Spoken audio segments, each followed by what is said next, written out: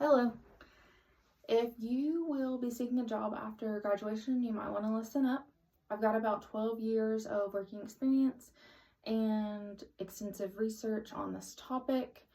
Understanding workplace longevity is important to people that are entering the working class.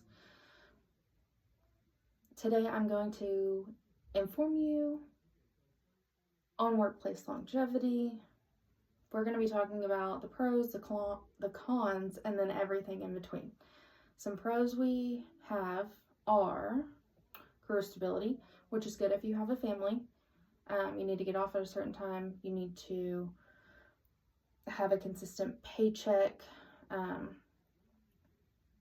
Secondly, personal satisfaction.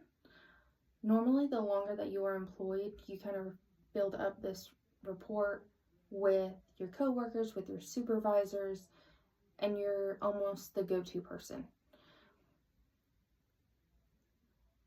Knowledge, you're going to have a lot of it with being there for so long. Knowledge is power. Therefore, you are an asset at that point. The third, we got a little bit of insight from Elizabeth McSorley.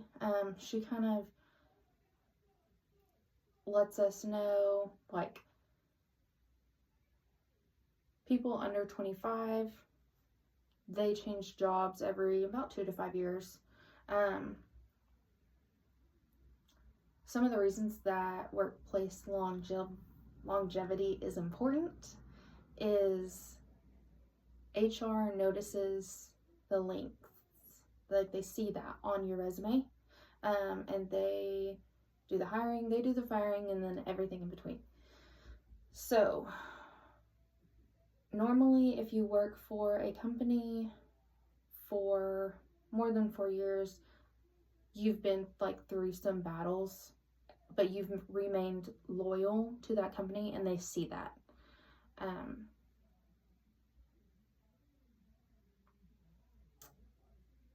Employees that are more likely to stay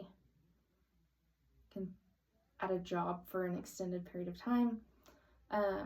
They show up to work on time. They get along with their coworkers because they've been working with them for some time. They're able to execute their tasks, and they simply just come to work. Now that we've talked about the pros of working multiple years in the workplace, we're going to talk about a few cons. The first thing we got is career stagnation. There's not going to be any change in your position, less likely to be promoted. The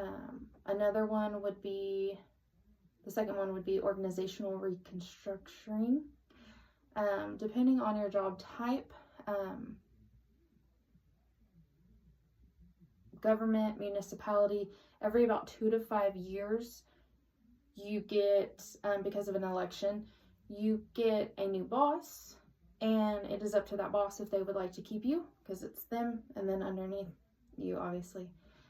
So they get to decide if they want to keep you or if they're going to bring someone else in.